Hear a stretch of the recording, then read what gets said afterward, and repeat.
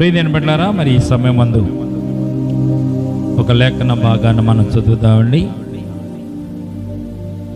ఒక లేఖన భాగాన్ని మనం చదువుకొని మనం వాక్య భాగంలోకి వెళ్దాం.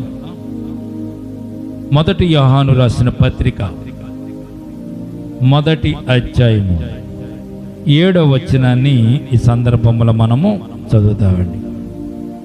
మొదటి యోహాను రాసిన పత్రికలో నుండి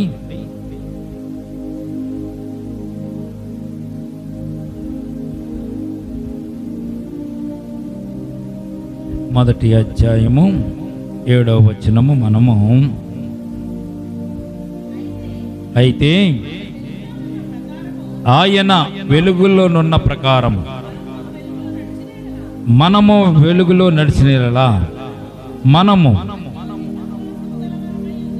అన్యోన్య సహవాసము గలవారమై విందము. 9వ వచనం కూడా చదువుతామండి. మన పాపములను మనము ఒప్పుకొని ఎడల ఆయన నమ్మదగిన వాడును నీతిమంతుడును కనుక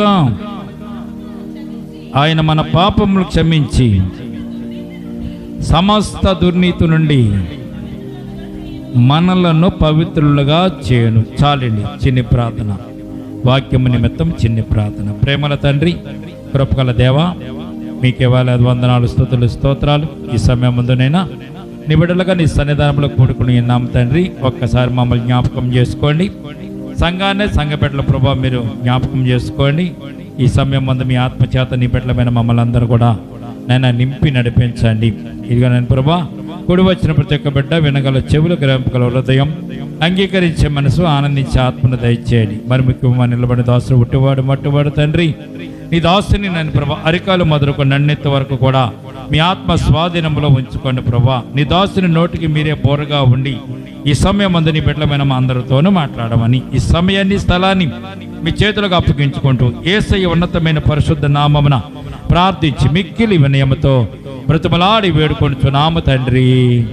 ఆమేన్, ఆమేన్, ఆమేన్. ప్రియమైన బిడ్డలారా, ఈ సమయం ముందు దేవుని సన్నిధానంలో మనం ఉండడానికి ప్రభు మనకి ఇచ్చిన శ్రేష్టమైన కృపను బట్టి దేవునికి స్తోత్రాలు చెల్లించుకుంటూ మనం ఈ దినం మరి 8వ మాసం మరి 1వ తారీఖులో దేవుని సన్నిధానం ఉండడానికి ప్రభు మనకు ఆయన కృపను అనుగ్రహించారు.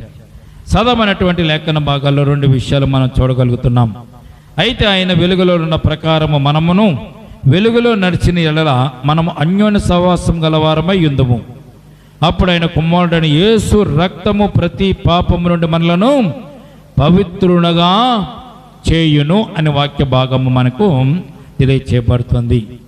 యేసు క్రీస్తు ప్రభు యొక్క రక్తము ప్రతి పాపము నుండి మనలను విడిపించుచున్నది అనేటువంటి మాట ఇక్కడ మనము చూడగలుగుతున్నాం. ప్రియమైన బిడ్డలారా, మనం ఒక విషయాన్ని ఇక్కడ జ్ఞాపకం చేసుకోవాలి.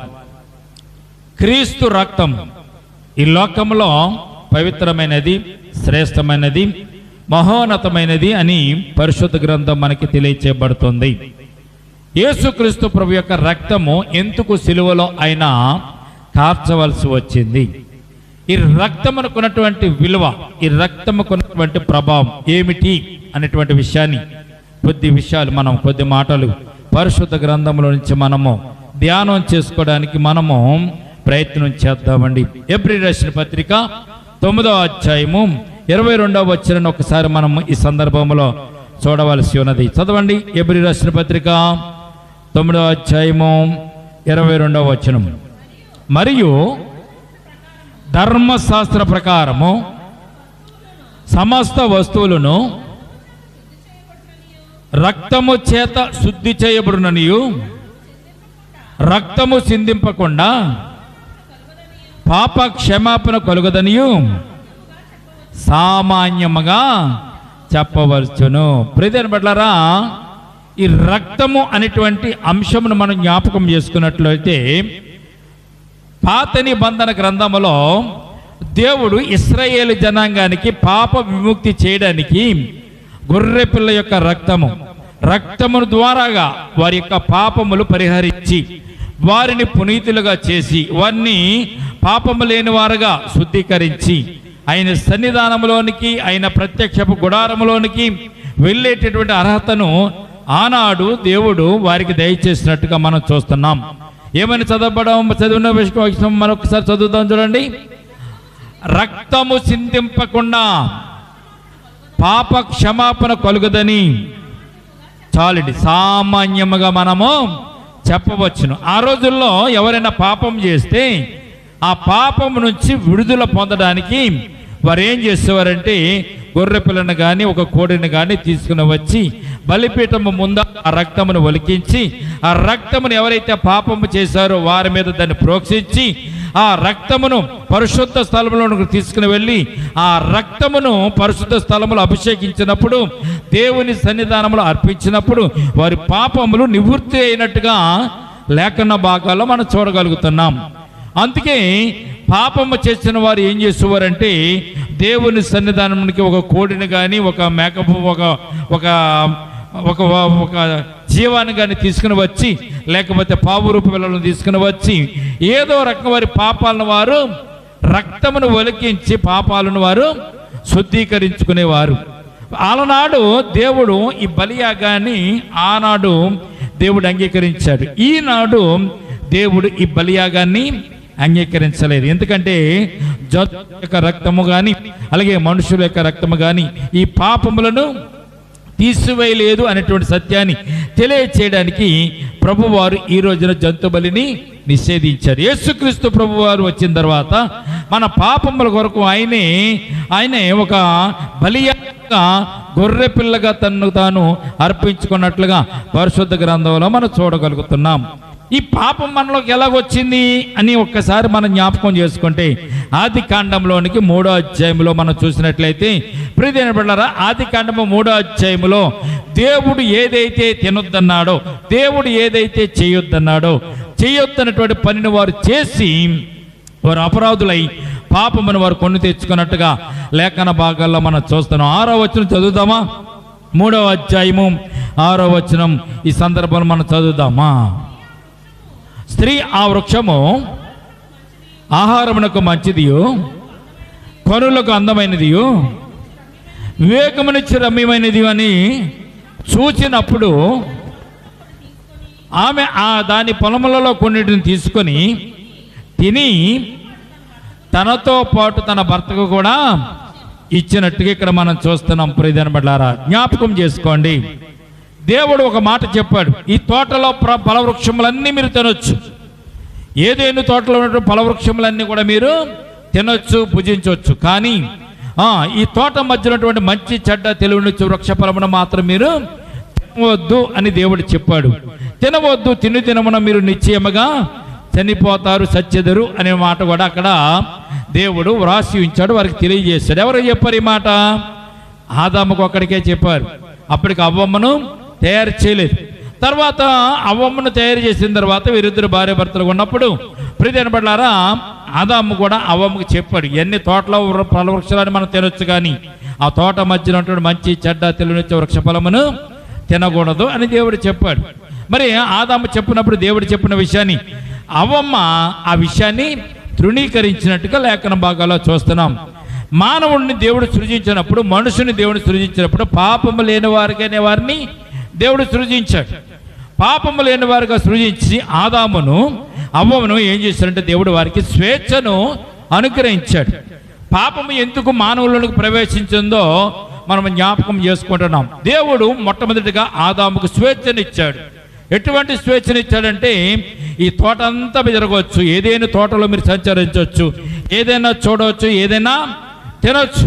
కానీ మీరు మధ్యలో ఉన్నటువంటి తోట మధ్య ఉన్నటువంటి మంచి చెడ్డ తెలివినిచ్చు వృక్ష ఫలాన్ని మాత్రం తినొద్దని దేవుడు చెప్పాడు. ఎంత స్వేచ్ఛ ఇచ్చాడంటే దానిని కూడా తినవద్దు అన్నాడు, కానీ ఆ చెట్టు చుట్టూ కూడా దేవుడు ఏం చేయలేదంటే కంచెను వేయలేదు. అప్పటికి దేవుడు మానవునికి స్వేచ్ఛ ఇచ్చాడు, ఆదాముకు స్వేచ్ఛ ఇచ్చాడు.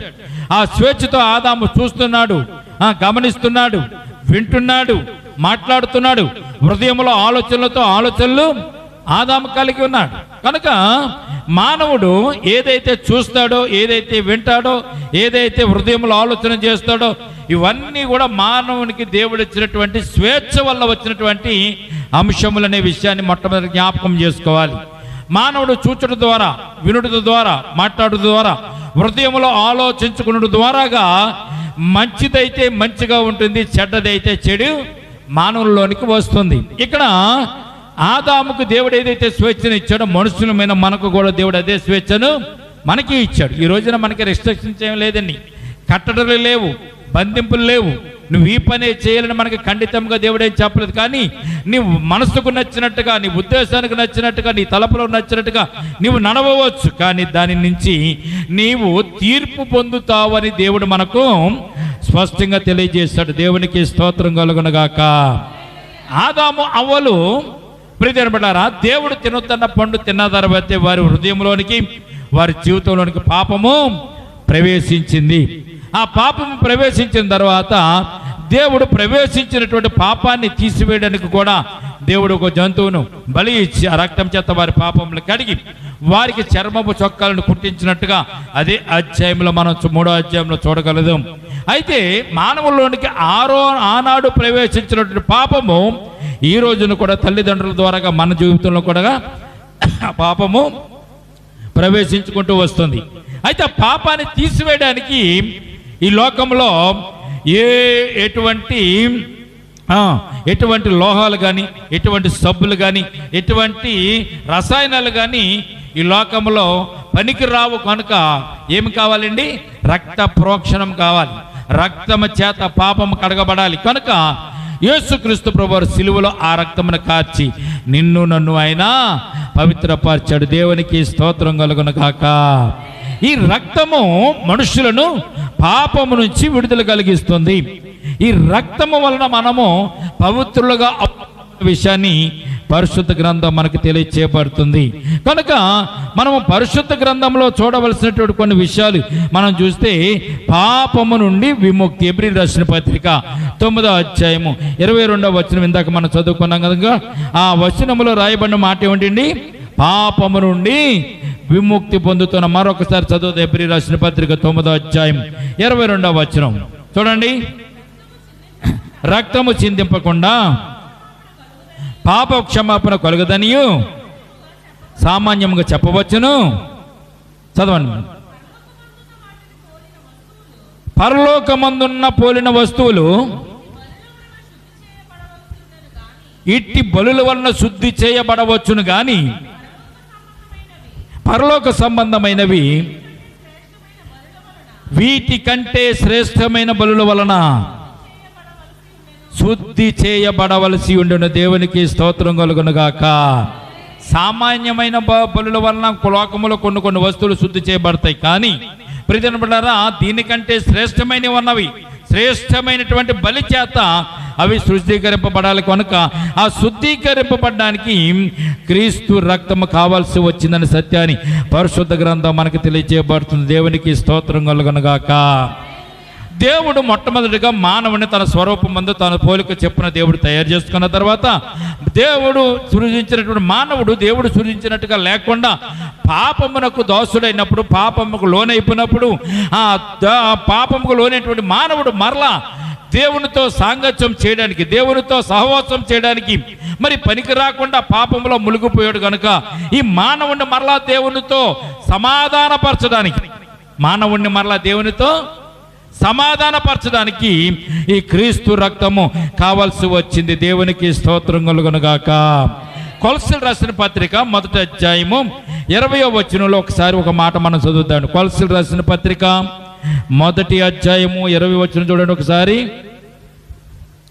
కొలస్సీయులకు రాసిన పత్రిక 1వ అధ్యాయము 20వ వచనం చదువుతామండి. ఇక్కడ దేవుడు తెలియజేస్తున్నాడు దేవుని యొక్క చిత్తాన్ని, దేవుని యొక్క రక్తం అనుకున్నటువంటి విలువను ఇక్కడ ప్రభు వారు మనకు తెలియజేస్తున్నారు. చదువుదాం ఒకసారి. 1వ అధ్యాయం 20వ వచనం. ఆయన యందు సర్వ సంపూర్ణత నివసింపవలననియు ఆయన శిలువ రక్తము చేత సంధి చేసి ఆయన ద్వారా సమస్తమును భూలోకమందున్నవైనను పరలోకమందున్నవైనను వాటన్నిటినీ ఆయన ద్వారా ఎవరితో అండి? తనతో సమాధానపరుచుకొనవలననియు తండ్రి అభిష్టమైన దేవునికి స్తోత్రం కలుగును గాక. ప్రియ దేవుని బిడ్డలారా, దేవునితో సమానమైనటువంటి వారసత్వం మనం పోగొట్టుకున్నాం. ఆదాము పోగొట్టు వచ్చి ఆదాము పొందినటువంటి పాపం ద్వారా మనుషులు మనము కూడా అటువంటి పాపమును పొందుకొని దేవునితో సమానముగా జీవించవలసినటువంటి సమాధానాన్ని పోగొట్టుకున్నాం. కనుక మరలా దేవునితో సంధి చేయాలి. దేవునికి మనకి మధ్య సంధిని కుదర్చాలి. దేవునికి మనకి మధ్య సమాధానం కుదర్చాలి. ఇది ఎవరు చేయగలరు? భూలోకములో ఏ మనుష్యుడు కూడా దేవునితో మాట్లాడలేడు. భూలోకములో ఏ మనుష్యుడు కూడా దేవుని దగ్గరికి వెళ్ళి మాట్లాడి వారిని క్షమించని ప్రభు అనడానికి ఎవరు కూడా యోగ్యులు లేడు. ఆ సమాధాన పరచాలంటే, సంధి చేయాలంటే, సంధి చేకూర్చాలంటే ఎవరు కావాలో తెలుసండి? నీతి మంతుడైనటువంటి ఒక ఆయన మనకు కావాలి. పాపము లేని వాడు పాపము లేని అతను మనకు కావాలి. పాపము లేని వారుగా ఈ లోకంలో ఎవరు పుట్టలేదు కనుక, భూమి మీద ఉన్న వారందరూ కూడా పాపాత్ములే కనుక, ఈ పాపం ఉన్నవారు సంధి చేయడానికి అర్హత లేనివారు అయిన ఉన్నప్పుడు యేసుక్రీస్తు ప్రభువారు ఈ లోకానికి మన కొరకు మన పాపముల నిమిత్తమైన పరమును విడిచి, పరలోకమును విడిచి, తండ్రి సింహాసనం విడిచి, మహిమను విడిచి ఈ లోకానికి ఆయన రిక్తుడిగా వచ్చాడు. దేవునికి స్తోత్రం కలుగును గాక. దేవునితో మనల్ని సమాధాన పరచడానికి ఆయన శిలువ మరణము పొందాడు. దేవునితో మనలను ఐక్యపరచడానికి ఆయన శిలువలో బలియాగమయ్యాడు. అని శిలువలో కార్చిన రక్తము ఈ రోజున దేవునితో మనము సమాధాన పడడానికి, సంధి చేసుకోవడానికి అది అవకాశం దొరికినట్టుగా లేఖన భాగాల్లో మనం చూస్తున్నాం. ప్రియమైన బిడ్డలారా, దేవుడు మనలను రక్షించుకోవాలంటే ఎలాగైనా రక్షించుకుంటాడు. ఆయన మనల్ని కాపాడడానికి ఎలాగైనా మనల్ని కాపాడుతూ ఉంటాడు. కానీ మానవునికి దేవుడు స్వేచ్ఛనిచ్చాడు కనుక ఈ స్వేచ్ఛను పోగొట్టకుండా ఉండడానికి దేవుడు అనేక రకాలుగా మనకు స్వేచ్ఛనిచ్చి మనల్నే దేవుడు మారమని, మీరే మారు మనసు పొందమని, మీరే మారు మనసు పొంది దేవునికి బిడ్డగా మీరే మార్చబడాలని దేవుడు మన కొరకు కోరుకుంటూ ఈ లోకంలో ఆయన రక్షణ సువార్తను ప్రకటించడానికైనా మన ఇళ్ళ కృపను అనుగ్రహించారు. ఈ రోజున దేవునికి ఉన్నటువంటి శ్రేష్టమైనటువంటి ఆ మహిమ ప్రభావాలను బట్టి లోకమంతట్లో ఉన్న వారందరూ కూడా ఒక్కసారి మారిపోమంటే మారిపోతారు. మీరందరూ మారు మనసు పొందుదురు కాకండి, మారు మనసు పొందుతారు. మీరందరూ రక్షింపబడుదురు కాకండి, రక్షింపబడతారు. మీరందరూ దేవుని మోకరించాలంటే మోకరించేటువంటి శక్తిమంతుడైనా కానీ ఎవరిని ఇబ్బంది పెట్టాలని కానీ ఎవరిని బలవంత పెట్టాలని అయినా కోరుకోలేదు. మార్చుకున్నవారు మనసు మార్చుకుంటే నీకు నరకం నుంచి తప్పించే పరలోక రాజ్యపు మార్గాన్ని నీకు ఇస్తానని తెలియజేస్తున్నాడు. ఈ లోకమైన రక్తము చేత కడగబడితేనే కానీ దేవుని బిడ్డలుగా, దేవుని సొత్తైన ప్రజలుగా మనము ఉండలేము అనేటువంటి విషయాన్ని పరిశుద్ధ గ్రంథం మనకు తెలియజేయబడుతుంది. ఈ రక్తం ఎక్కడి నుంచి వచ్చింది? యేసుక్రీస్తు ప్రభువు నుంచి మనకి రక్తము వచ్చినట్లుగా లేఖన భాగాల్లో మన చూస్తున్నాం. ప్రకటన గ్రంథము 12వ అధ్యాయము 11వ వచనం ఒకసారి మనం చూసినట్లయితే, ప్రియమైన బిడ్డలారా, ప్రకటన గ్రంథంలో చెప్పబడినటువంటి గొర్రెపిల్ల ఇక్కడ మనం చూడగలుగుతున్నాం. చూడండి ఒకసారి ప్రకటన గ్రంథము 12వ అధ్యాయము 11వ వచనం చూడండి. వారు గొర్రెపిల్ల రక్తమును బట్టి తామిచ్చిన సాక్ష్యమును బట్టి ధరించి ఉన్నారు కానీ, జయించి ఉన్నారు కానీ మరణం వరకు తమ ప్రాణములను ప్రేమించిన వారు కారు అని ఇక్కడ దేవుని వాక్యం మనకు తెలియజేస్తుంది. పరలోక రాజ్యంలో యోహాను గారు పరలోక రాజ్యం అటువంటి మరి ఆ దర్శనం చూస్తున్నప్పుడు ఆ దర్శనంలో యోహాను గారికి కొంతమంది కనిపించారు. 9వ వచనం చూద్దాం ఒకసారి. కాగా పరలోకమును మోసపుచ్చుచు అపవాదనియు సాతాననియు పేరు గల ఆది సర్పమైన ఆ మహాఘట సర్పం పరదోయబడి ఉండెను. అది భూమి మీద పరదోయబడిను. దాని దూతలు దానితో కూడా పరద్రోయబడిరి.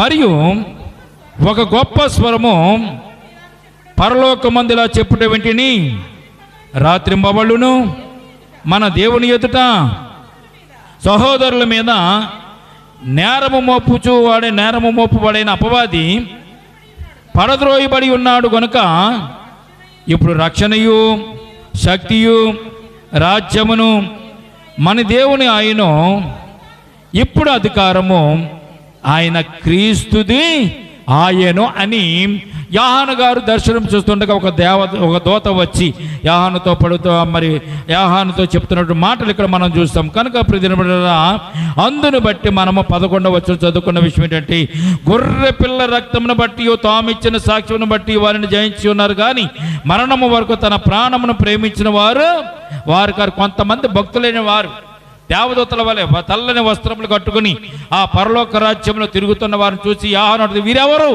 అని ప్రశ్నించినప్పుడు ఆ ప్రశ్నకు సమాధానముగా ఇక్కడ ఈ మాటలు వ్రాయబడి ఉన్న దేవునికి స్తోత్రం కలుగునుగాక. ఏ రక్తం అంటున్నది? గొర్రె పిల్ల రక్తము చేత వారు కడగబడిన, తమ పాపములను గొర్రె పిల్ల రక్తములో కడుగుకున్నటువంటి వారు వీరని అక్కడ మనం చూస్తున్నాం.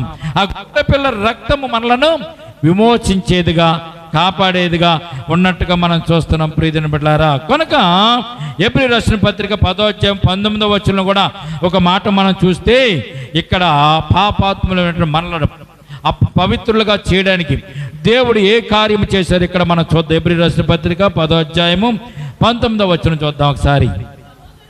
సహోదరులారా, యేసుక్రీస్తు మన కొరకు ప్రతిష్ఠించిన మార్గమున, అనగా నూతనమైనదియు జీవము గలదియు ఆయన శరీరమును తెర ద్వారా ఏర్పరచబడినటువంటి మార్గమున ఆయన రక్తము వలన పరిశుద్ధ స్థలమునందు ప్రవేశించుటకు మనకు ధైర్యము కలిగి ఉన్నది కనుకను, దేవుని ఇంటి పైన మనకు గొప్ప యాజకుడైన యేసుక్రీస్తు ప్రభు ఉన్నాడు కనుకను, మన సాక్షికి కల్మసము తోసకుండు నిమిత్తము ప్రోక్షింపబడిన హృదయముల కలవారమై ఉండి స్నానము చేసిన శరీరములు కలవారమై ఉండి విశ్వాసములో సంపూర్ణ నిశ్చయత కలిగి యథార్థమైన హృదయముతో దేవుని సన్నిధానంలోనికి చేరుదము. దేవునికి స్తోత్రం కలుగునుగాక. పవిత్రమైన ఉతకముతో క్రీస్తు రక్తము చేత మనము కడగబడిన వారమై మనము దేవుని సన్నిధానంలోనికి చేరగలదమనేటువంటి మాట ఇక్కడ పరిశుద్ధ గ్రంథంలో మనం చూడగలుగుతున్నాం. దేవునికి స్తోత్రం కలుగునుగాక. ఈ లోకంలో ఏ మానవుడు కూడా తన పాపములు కడుక్కోలేడు. ఏ మనుష్యుడు కూడా తన పాపములను దేని వల్ల కూడా శుద్ధీకరించుకోలేడు. యాత్రలో చేసినా, మరి నదులలో ములిగినా, మరి పరిశుద్ధమైనటువంటి స్నానాలు చేసినా అతనికి ఉన్నటువంటి పాపాలు తొలగిపోవనే సత్యాన్ని పరిశుద్ధ గ్రంథం మనకి తెలియజేయబడుతుంది. కనుక ఈ సమయం అంతా మనం జ్ఞాపకం చేసుకోవాల్సిన విషయం ఏంటంటే, సహోదరులారా, యేసు మన కొరకు ప్రత్యక్షించిన మార్గం మనకు నూతనమైనది, జీవము గలదు, ఆయన శరీరమును తెర ద్వారా ఏర్పరచబడినది అయినటువంటి మార్గము ఆయన రక్తము వలన పరిశుద్ధ స్థలమునందు ప్రవేశించుటకు మనము అర్హులమై ఉన్నాము. దేవునికి స్తోత్రం కలుగునుగాక. ఇది వరకు పాత నిబంధన కాలంలో ప్రత్యక్షపు గుడారములోనికి పరిశుద్ధ స్థలములను ప్రవేశించాలంటే ఒక్క యాజకుడు తప్ప వేరే వారు ఎవరు కూడా వెళ్ళగలిగేవారు. పరిశుద్ధ స్థలములోనికి యాజకుడు కూడా సంవత్సరానికి ఒకసారి ఆ పరిశుద్ధ స్థలంలోనికి ప్రవేశించేవాడు. పరిశుద్ధ స్థలము, అతి పరిశుద్ధ స్థలమని 2 తెరలు ఉండేవి. అతి పరిశుద్ధ స్థలములోనికి సంవత్సరానికి ఒకసారి వెళ్ళేవారు.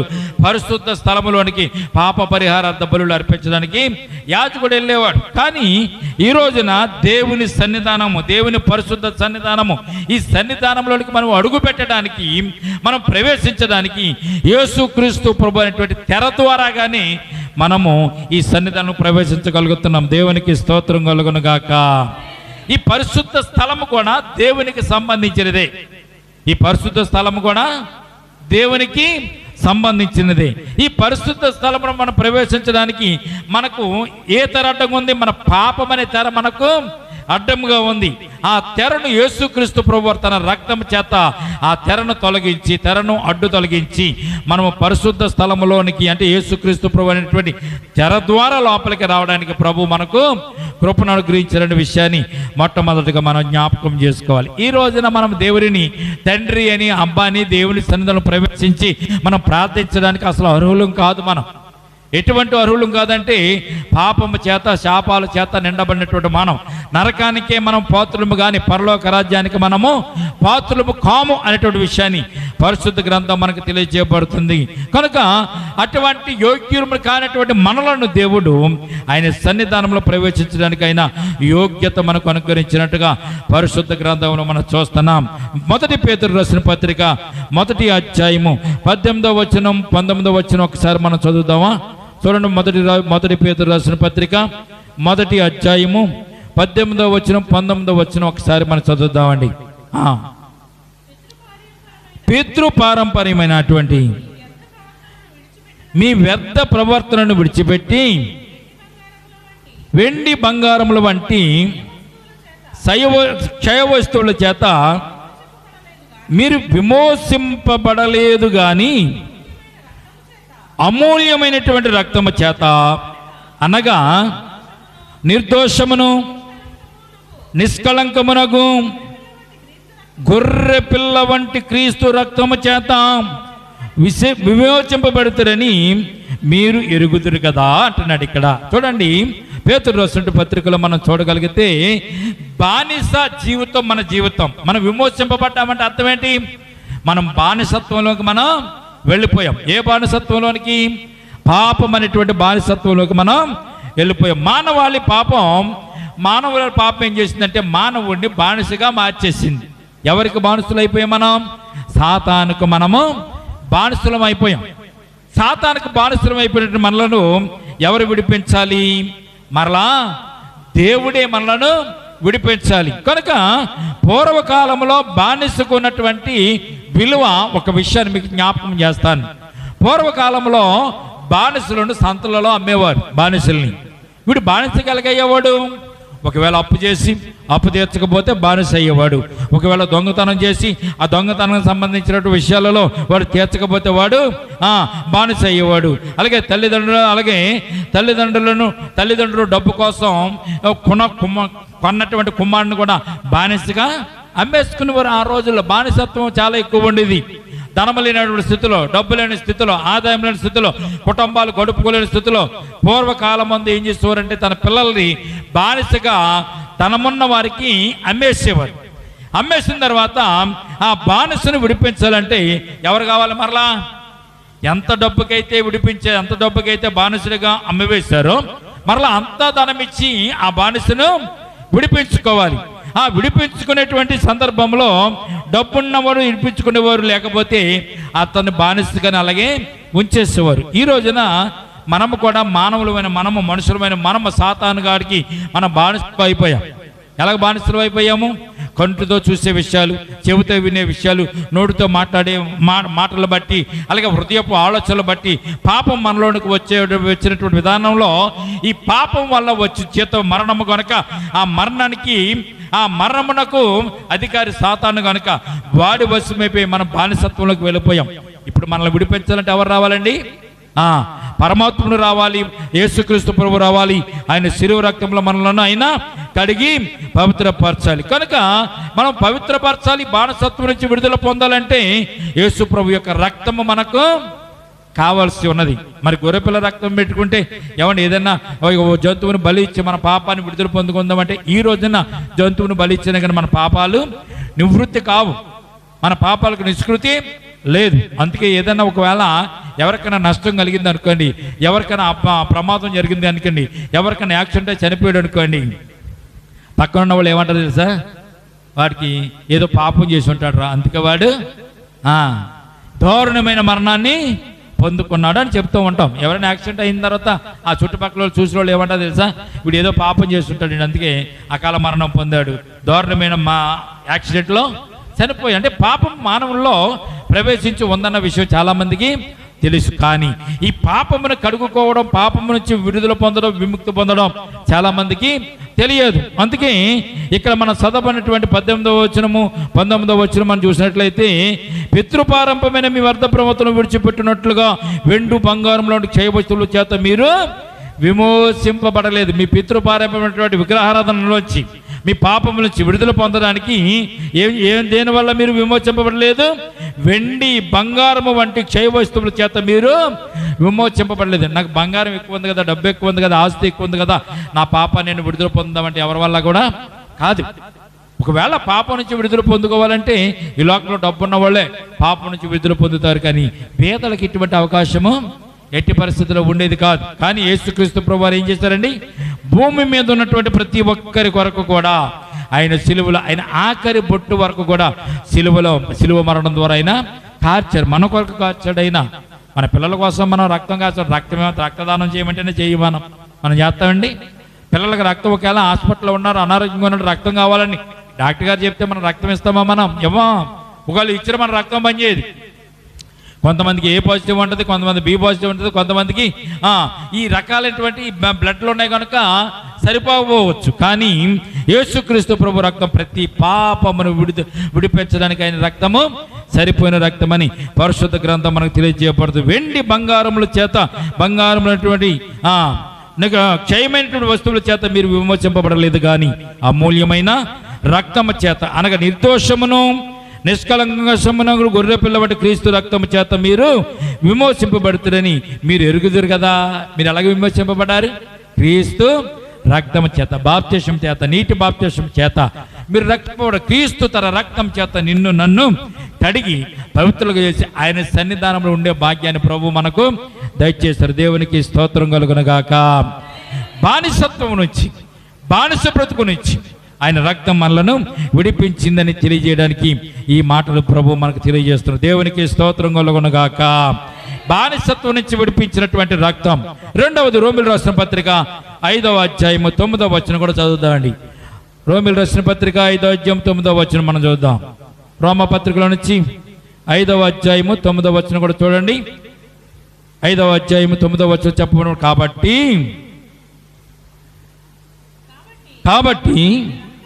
ఆయన రక్తము వలన ఇప్పుడు నీతిమంతులుగా తీర్చబడాగుదాం. ఏమన్నానండి? కాబట్టి ఆయన రక్తము వలన ఇప్పుడు నీతిమంతులుగా అంటే ఒకప్పుడు పాపాత్ముడనే కదా దేవుని వాక్యం తెలియజేస్తుంది. ఇప్పుడు నువ్వు నీతిమంతుడిగా ఉన్నావు, అంతకు ముందు నీవు పాపాత్ముల లిస్టులో నీవు కూడా ఒక పాపాత్ముడుగానే ఉన్నట్టుగా లేఖనం మనకు తెలియజేస్తుంది. కాబట్టి ఆయన రక్తము వలన ఇప్పుడు నీతిమంతుడిగా తీర్చబడి మరింత నిశ్చయముగా ఆయన ద్వారా ఉగ్రత నుండి రక్షింపబడదాము. దేవునికి స్తోత్రం కలుగునుగాక. ఆయన రక్తమును బట్టి దేని నుంచి మనం రక్షింపబడతామంటే అండి, దేవుని ఉగ్రత నుండి మనం రక్షింపబడతామంట. అంటే మనకు ఉగ్రత ఉంది. నమ్మిన వారికి నమ్మని వారికి కూడా ఉగ్రత ఉంది. నమ్మిన వారు నమ్మని వారు కూడా ఉగ్రతలోనికి మనం పాలు పంపులు పొందాలి. అయితే ఈ ఉగ్రత నుంచి తప్పించుకోవాలంటే ఏం చేయాలంట? యేసుక్రీస్తు ప్రభు రక్తం చేత మనం కడగబడాలని పరిశుద్ధ గ్రంథం మనకి తెలియజేయబడుతుంది. దేవునికి స్తోత్రం కలుగునుగాక. తర్వాత 10వ వచనం కూడా చదవండి.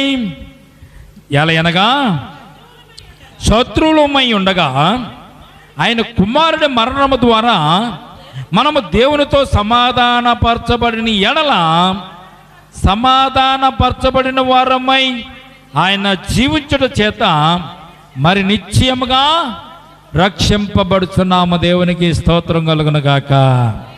ఉగ్రత నుంచి తప్పించుకోవాలంటే మనం క్రీస్తు రక్తం చేత మనం కడగబడాలి. నీతిమంతుడిగా తీర్చబడడం అంటే ఈ లోకంలో అంతకంటే గొప్ప భాగ్యం ఇంకొకటి లేదు. ప్రియదేవుని బిడ్డలారా, నీతిమంతుడిగా నేరస్తుడిగా ఉన్నటువంటి వాడు, నీతిమంతుడు అంటే అర్థం ఏంటి? నేరస్తుడిగా ఉన్నవాడు.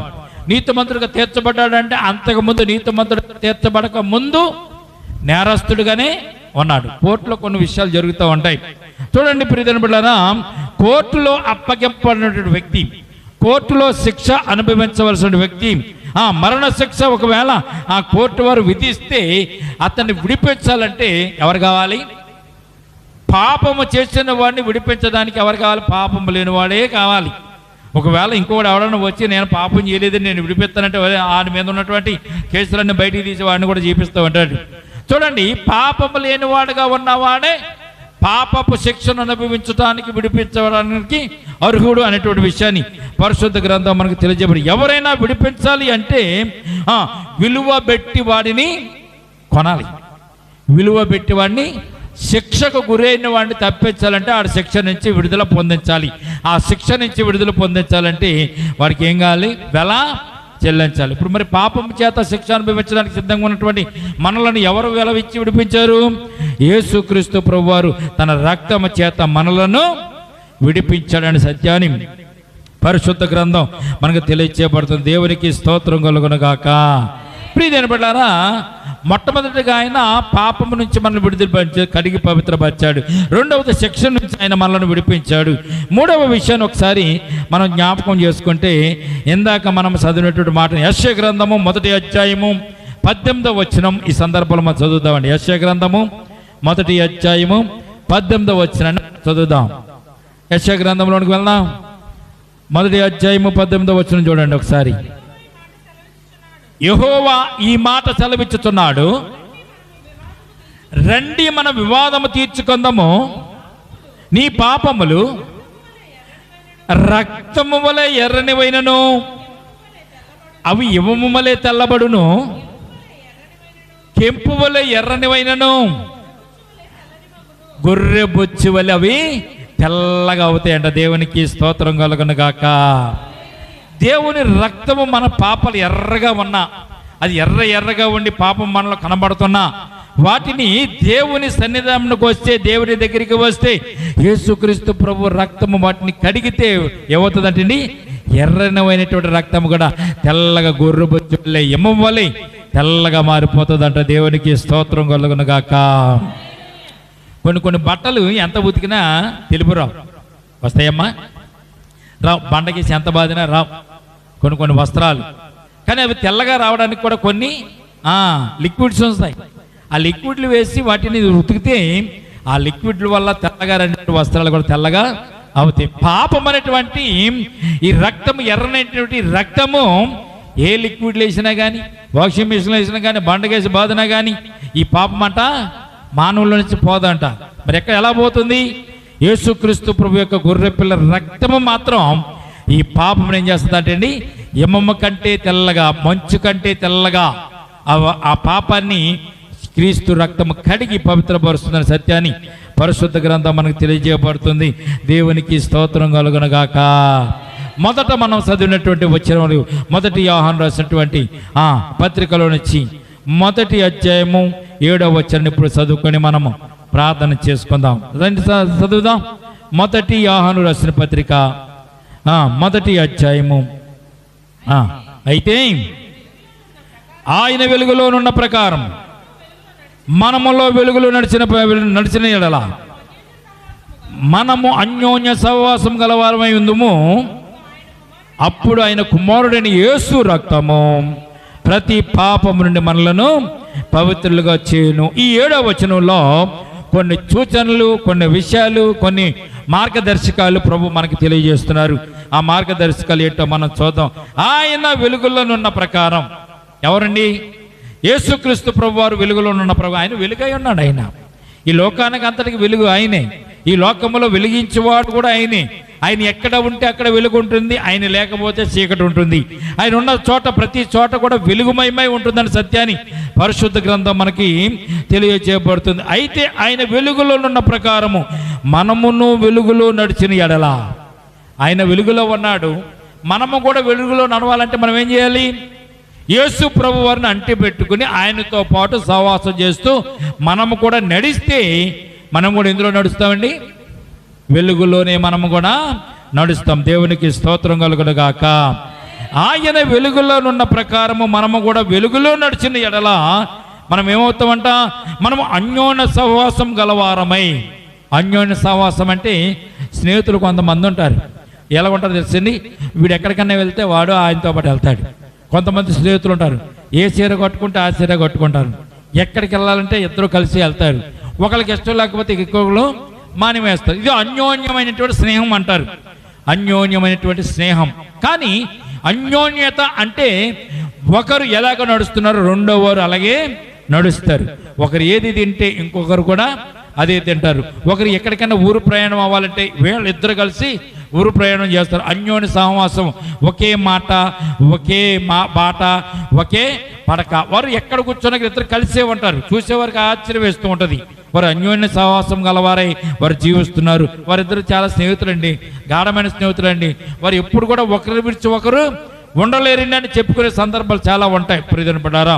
అయితే ఇక్కడ చెప్పబడినటువంటి మాట ఏంటంటే అన్యోన్య సహవాసం గలవారమే మనం ఉండాలంటే, దేవునితో సహవాసం కలిగి మనం ఉండాలంటే, దేవునికి మనకి అన్యోన్య సహవాసం కలిగి ఉండాలంటే మనం ప్రభువుతో పాటు మనం ఈ లోకంలో నడవాలి. ఆయన వెలుగులో ఉన్న ప్రకారము, ఆయన వెలుగులో మనం కూడా నడిచినట్లయితే మనము కూడా వెలుగు సంబంధులమై ఉంటామని లేఖనం మనకు తెలియదు. అన్యోన్య సహవాసం అంటే ఆయన ఎలాగ నడుస్తున్నారో మనం కూడా నడవడానికి మనం ప్రయత్నం చేయాలి. గలవారమై ఉందుము.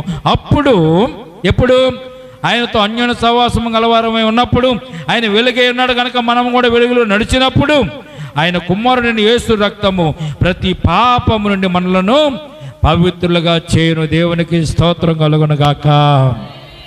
ప్రతి పాపాలు ఎన్ని రకాలు ఉన్నాయంటే చాలా రకాలు ఉన్నాయి. చూసే విషయంలో పాపం, వినే విషయంలో పాపం, మాట్లాడే విషయంలో పాపం, హృదయంలో తలంచే తలంపుల ద్వారా కూడా మానవుల్లోనికి పాపాలు ప్రవేశిస్తూ ఉంటాయి. ఈ పాపాన్ని నేను కొడుకుతానని ప్రభు ఎప్పుడు చెప్పలే. ఈ రకమైన పాపాన్ని కొడుకుతాను, అడు మర్డర్ చేశాడు, అడు ఒకరిని హింసించాడు, ఒకరిని ఇబ్బంది పెట్టాడు, ఈ పాపాన్ని నేను క్షమించను, కానీ ముఖ్యమైన పాపం, పెద్దదైన పాపం క్షమిస్తాను యేసు ప్రభు ఎప్పుడు చెప్పలే. ప్రతి పాపమును క్రీస్తు రక్తము కడిగి మనల్ని పవిత్రంగా చేస్తున్న సత్యాన్ని పరిశుద్ధ గ్రంథం మనకు తెలియజేయబడుతుంది. దేవునికి స్తోత్రం కలుగును గాక. ప్రతి పాపము నుండి మనలను పవిత్రులుగా చేయను. అలాగని మనం పాపం చేయకూడదు. ప్రతి పాపం నుండి క్రీస్తు రక్తం మనల్ని పవిత్రులు చేస్తుంది కనుక మనం ఏ పాపమైనా చేయొచ్చు, ఎవరైనా తిట్టవచ్చు, ఎవరైనా కొట్టవచ్చు, ఎవరైనా మోసం చేయొచ్చు, ఎవరైనా దొంగతనం చేయొచ్చు, ఒకవేళ ఎవరిదైనా దొంగిలించవచ్చు అనుకుంటున్నారేమో. దేవుని ధర్మశాస్త్రం ఇవన్నీ కూడా లేవు, కొట్టివేసిబడింది. దేవుని ధర్మశాస్త్ర ప్రకారం నడుచుకుంటూ, ఆయన ఆజ్ఞల ప్రకారం నడుస్తూ, ఆయన చిత్తం చెప్పున మనం ఈ లోకంలో జీవిస్తూ, ఆయన ఉన్నట్టుగా, ఆయన వెలుగులో ఉన్నట్టుగా మనం వెలుగులో నడిచినట్లయితే అప్పుడు క్రీస్తు రక్తము ప్రతి పాపము నుండి మనలను విడిపిస్తుంది. దేవునికి స్తోత్రం కలుగును గాక. ఆయన రక్తము అంత సామాన్యంగా మనకు దొరికేది కాదండి.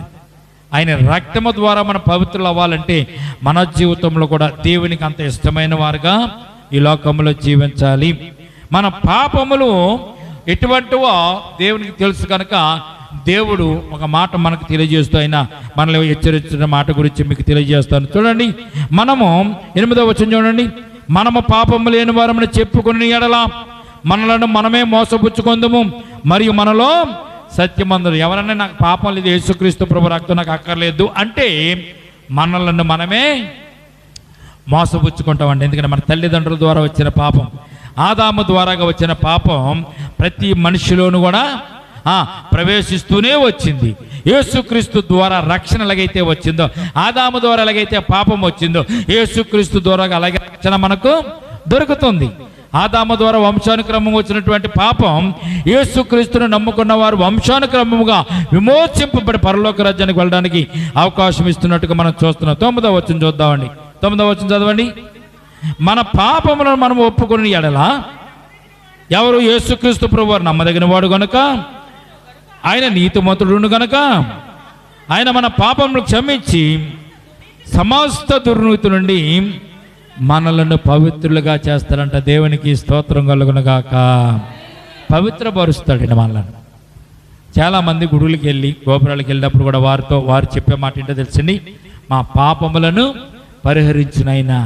మొదటిసారి వెళ్ళారు అదే మాట అంటారు, రెండవసారి వెళ్ళారు అలాగే అంటారు. మొదటి నెల అయిపోయింది, రెండవ నెల అయిపోయింది, సంవత్సరం అయిపోయింది, సంవత్సరం అయిపోయినా కానీ గుడుల్లో చెప్తూ ఉంటారు పాప పరిహారార్థం వారు దేవునికి మొక్కుతూ ఉంటారు. మనమే కాదు, ఈ లోకస్తులు అందరూ కూడా అలాగే మొక్కవలసిందే. నేను పాపిని, ఈ పాపం నుంచి నన్ను విడిపించునైనా అని బ్రతిమాలుకోవాలి. విడిపించేటటువంటి కార్యక్రమంలో పవిత్రమైనటువంటి రక్తం కావాలి, పరిశుద్ధమైన రక్తం కావాలి, నీతిమంతుని రక్తం కావాలి. ఆ నీతిమంతుని రక్తమే యేసుక్రీస్తు ప్రభు యొక్క రక్తం అనే సత్యాన్ని పరిశుద్ధ గ్రంథం మనకు తెలియజేయబడుతుంది. దేవునికి స్తోత్రం కలుగును గాక. కనుక క్షమించి మనలను సమస్త దుర్నీతి నుండి మనలను పవిత్రులుగా చేస్తుందంట యేసుక్రీస్తు ప్రభు రక్తం. ఎలాగా? మనం ఏం చేయాలంటే మొట్టమొదటిగా మన పాపములను మనం ఒప్పుకొని ఎడల, నేను పాపిని నైనా. ఇద్దరు ప్రార్థన చేయడానికి వెళ్ళారు. ఇద్దరు ప్రార్థన చేయడానికి వెళ్ళినప్పుడు మొట్టమొదటి వాడు ప్రార్థన చేసేసాడు. ఎలా ప్రార్థన చేశాడు? వారానికి 2 సార్లు ఉపవాసం ఉంటున్నాను, నాకు వచ్చిన దాంట్లో దశంభాగం నీకు కానుకిస్తున్నాను, నువ్వు ఎప్పుడు అడిగితే అప్పుడు నేను కానుకలు సమర్పిస్తున్నాను, ఇదిగో నీ బిడ్డగా నేను ఉంటున్నాను, ఏ లోపం లేని వాడుకుంటాను, పాపం లేని వాడుకుంటున్నాను, నన్ను క్షమించని ప్రార్థన చేసి వచ్చేసాడు. తర్వాత సొంకరిల్లాడు, ప్రార్థన చేశాడు. ఏం ప్రార్థన చేశాడండి? ఉపవాసం ఉన్నది చెప్పలే, కానుకలు ఇచ్చేది చెప్పలే, నేను నీతిమంతుని చెప్పలే, ఒకే ఒక మాట సొంకరిల్లి ప్రార్థన చేయొచ్చాడు. ఏమన్నాడు తెలుసా? ఆకాశము వైపు కొనులెత్తుటకైనను ధైర్యము చాలక రొమ్ము కొట్టుకొను తండ్రి, నేను పాపిని, నన్ను క్షమించమని ప్రార్థన చేస్తూ వచ్చాడు. దేవునికి స్తోత్రం కలుగును గాక. అక్కడ చెప్పబడినటువంటి మాట ఏంటో తెలుసా? స్టేట్మెంటు, అతని కంటే ఇతడు నీతిమంతుడిగా తీర్చబడి వెళ్ళెను అని బైబిల్లో రాయబడి ఉంటుంది. దేవునికి స్తోత్రం కలుగును గాక. కనుక మన పాపాలను మనం ఒప్పుకోవాలి. ఉదయం లేచిన తర్వాత ఎన్ని చూస్తాం మనం, ఎన్ని వింటాము, ఎన్ని మాట్లాడతాము? ఈ మాటల్లో తప్పులు ఉండవా, పొరపాట్లు ఉండవా? ఈ మాటల ద్వారా మన పాపం చేయడం లేదా? ఎల్లప్పుడూ కూడా పాపం చేస్తూ ఉంటాం. ఉదయం లేచిన మొదలు కూడా సాయంత్రం పడుకునేంత వరకు మన జీవితంలో పడుకున్నా కూడా మన జీవితంలో ఏముంటుందండి? పాపమే, మనలోకి వచ్చిందంటే పాపమే. అందుక ప్రతి రాత్రి కూడా మనం పడుకునే ముందు, ప్రతి ఉదయం మనం లేచిన దగ్గర నుంచి కూడా మనం చెప్పవలసిన మాట తెలుసా? పడుకునే ముందు, ప్రభువా ఈరోజంతా నేను చేసిన పాపం నిమిత్తం క్షమించినైనా, కంటితోనూ, చెవులతోనూ, నోటితోనూ, నా చేష్టలతోనూ, హృదయంతోనూ నేను ఒకవేళ నా జీవితంలో తిరిగ పాపం చేస్తుంటాను, ఆ పాపాన్ని క్షమించినైనని మీరు రాత్రులు ప్రార్థన చేసుకుని పడుకోవాలి. ఉదయం లేచిన తర్వాత ఏం ప్రార్థన చేయాలి? ప్రభువా లోకంలో సంచరించడానికి వెళ్తున్నాను, లోకంలో పని చేసుకోవడానికి వెళ్తున్నాను, నా కష్టార్జితాన్ని సంపాదించుకోవడానికి వెళ్తున్నాను, నేను దారి వెంబడి వెళ్తున్నాను, ప్రయాణం చేస్తున్నాను, ఈ లోకమంతా పాపముతోనే నిండిపోయింది కనుక ఆ పాపము నాకు అంటకుండా నీ కాపుదల నాకు దయచేయమని ఉదయకాల సమయం అందు ప్రార్థన చేసుకుని మనం బయటికి వెళ్ళాలి. ఇటు ప్రార్థనలు మనం చేసుకుంటూ వెళ్తే ఆయన నీతిమంతుడు కనుక, ఆయన నమ్మదగిన వాడు కనుక మన దుర్నీతి నుంచి, మన పాపం నుంచి ఆయన విమోచించి ఆయన మనల్ని కాపాడుతారని సత్యాన్ని పరిశుద్ధ గ్రంథం మనకు తెలియజేయబడుతుంది. దేవునికి స్తోత్రం కలుగును గాక. ఈ రాత్రి దేవుని సన్నిధిలో ఆయన రక్తం విలువైనది, ఆయన రక్తం శ్రేష్టమైన, ప్రతి పాపము నుండి మనను విమోచించే రక్తం, మనందరి కొరకు ఆయన కార్చిన రక్తము, సిలువలో కార్చిన రక్తము, మహోన్నతమైన రక్తము, ఆ శ్రేష్టమైన రక్తమును మనం ధరించుకుని ఉన్నాం కనుక ఈ రక్తాన్ని బట్టి అనేక మంది సాక్షి ఈ లోకంలో మనం జీవిస్తూ అనేక మంది పాపం నుంచి విమోచింపబడినట్టుగా మనము వారి కొరకు ప్రార్థన చేద్దాం. ఈ కొద్ది మాటలు దేవుడు దీవించి మనలను ఆశీర్వదించునుగాక.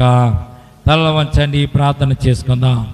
స్తోత్రం తండ్రి, పరిశుద్ధుడా నీకే స్తోత్రం, పరమ తండ్రి నీకే స్తోత్రం, మహిమగల తండ్రి నీకే స్తోత్రం, ఆశ్చర్యకరుడు, ఆలోచన కర్తవ్య బలవంతుడైన దేవుడవు, నిత్యుడగు తండ్రివి, సమాధానకర్త అధిపతి యేసయ్య నీకే స్తుతి స్తోత్రమునైనా. ఈ సమయమందు మీ రక్తం యొక్క విలువ, మీ రక్తం యొక్క మహిమ, ఆ ప్రభావాన్ని మేము తెలుసుకోవడానికి నేనా చదువుకోవడానికి, ధ్యానం చేసుకోవడానికి మీరు ఇచ్చిన శ్రేష్టమైన కృపను బట్టి స్తుతులు స్తోత్రాలు తండ్రి. నీ రక్తమే పాపులమైన మమ్మల్ని కడిగేది, నీ రక్తమే పాపం నుంచి విమోచింపజేసేది, మీ రక్తమే పరలోక రాజ్యానికి మార్గము మాకు దయచేసింది నైనా. నువ్వు వెలుగు అయి ఉన్నావు కనుక తండ్రి నైనా మీలో నడిచే వారందరూ కూడా వెలుగుమై ఉంటారని తెలియజేసిన గొప్ప దేవా మీకు వేలాది వందనాలు, స్తుతులు స్తోత్రాలు తండ్రి. ఈ లోకంలో అనేక మంది మేము పాపాస్తులము కాదు అని వారు అనుకుంటున్నారు తండ్రి. వారిలో పాపం ఉన్న సంగతి వారు గుర్తించలేకపోతున్నారు. పాపం వల్ల వచ్చి జీతము మరణం అన్నావు తండ్రినైనా. ఆ మరణాన్ని వారు పొందుకోకుండా ఉండాలంటే ప్రభువా ప్రతి ఒక్కరూ నీ సిలువ చెంతకు రావాలి, నీ సిలువ కాడి కిందకు రావాలి, నీ రక్తం చేత వారు కూడా కడగబడాలి, నీ రక్తం చేత వారు విమోచింపబడాలి ప్రభువా. అట్టి రక్తమును వారు కోరుకుంటూ రక్తం చేత పరిశుద్ధపరచబడిన ప్రభా నీతో సంధి చేసుకుని సమాధానపడి ప్రభా నీ బిడ్డలకు ఈ లోకంలో జీవించడానికి నైనా వారి కూడా ప్రయత్నం చేయడానికి కృప చూపించండి. ఈ లోకంలో అనేక మంది నీ బిడ్డలుగా ప్రభా నీ సిలువ రక్తం చేత కడగబడిన వారుగా, నీ స్థలంలో పరిశుద్ధ స్థలంలో ప్రవేశించేవారుగా అనేక మంది ఉన్నారు. వారి జీవితంలో కూడా ప్రభా పాపము పొంచి ఉందనైనా ప్రభు, వారి జీవితంలో కూడా పాపము క్రియలు ఉన్నాయి తండ్రి నైనా. వాటి నుంచి వారు విమోచింపబడడానికి, విడుదల పొందడానికి మీ రక్తము చేత వారిని మరలా కడిగి పవిత్రపరచండి. అలాగే ఈ దినంలో సంఘంలో ఉన్నటువంటి మేమందరం కూడా ప్రభా, సంఘ బిడ్డలందరం కూడా ప్రభు జ్ఞాపకం చేసుకుంటున్నాం. ఈ సమయం నీ సన్నిధానంలో ఉన్నటువంటి మేము కూడా పాపాత్రమే తండ్రి, పాపం చేత నేను ప్రభా నశించిపోయేటువంటి గుంపులో మేము కూడా ఉన్నాము. అయినా కానీ మీ రక్తం చేత మమ్మల్ని కడిగి పవిత్రపరిచి నీ సన్నిధానంలో సంఘ బిడ్డగా, సొత్తైన ప్రజలుగా, రాజ్య వారసులుగా ఉంచినందుకు స్తోత్రాలు తండ్రి. ఈ సమయం ముందు ఎవరైతే నీ మాటలు విన్నారు, నాలో కూడా పాపం ఉందేమో, నేను కూడా క్రీస్తు రక్తం చేత కడగబడాలి అనేటువంటి ఆలోచన ఎవరైనా కలిగి ఉంటే ప్రభా, వారిని కూడా మీ రక్తం చేత కడగండి, పవిత్రపరచండి. నీ బిడ్డలుగా వారిని కూడా అంగీకరించండి.